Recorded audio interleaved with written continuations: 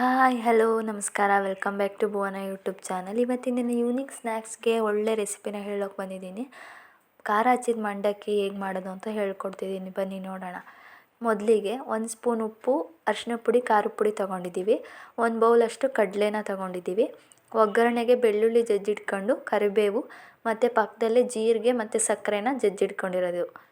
ಒಂದು ಬಾಣಲಿಗೆ ಸ್ವಲ್ಪ 1-2 ಸ್ಪೂನಷ್ಟು ಆಯಿಲ್ ಹಾಕ್ಕೊಂಡು ಶೇಂಗಾನ ಫಸ್ಟು ಫ್ರೈ ಮಾಡ್ಕೋಬೇಕು.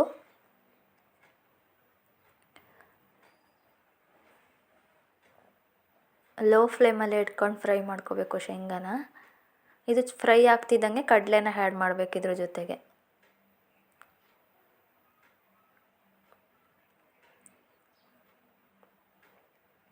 ಇದು ಸ್ವಲ್ಪ ಲೈಟಾಗಿ ಫ್ರೈ ಆಗ್ತಿದ್ದಂಗೆ ಕರಿಬೇವು ಬೆಳ್ಳುಳ್ಳಿನ ಹಾಕ್ತಿದ್ದೀವಿ. ಇದ್ರ ಸ್ಮೆಲ್ಲೇ ತುಂಬ ಚೆನ್ನಾಗಿರುತ್ತೆ. ಒಗ್ಗರಣೆ ಮಾಡ್ಬೇಕಾದ್ರೆ ಬೆಳ್ಳುಳ್ಳಿ ಆ್ಯಡ್ ಮಾಡ್ತೀವಲ್ಲ ಆವಾಗ.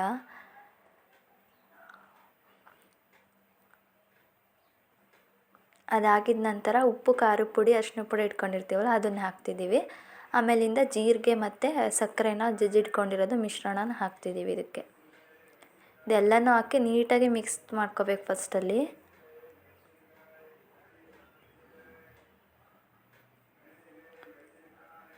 ಇದೆಲ್ಲ ನೀಟಾಗಿ ಮಿಕ್ಸ್ ಮಾಡ್ಕೊಂಡ್ಮೇಲೆ ಚೆನ್ನಾಗಿ ಫ್ರೈ ಆಗ್ತಿದೆ ಅನಿಸ್ತಿದ್ದಾಗೆ ಮಂಡಕ್ಕಿನ ಇದಕ್ಕೆ ಆ್ಯಡ್ ಮಾಡಬೇಕು.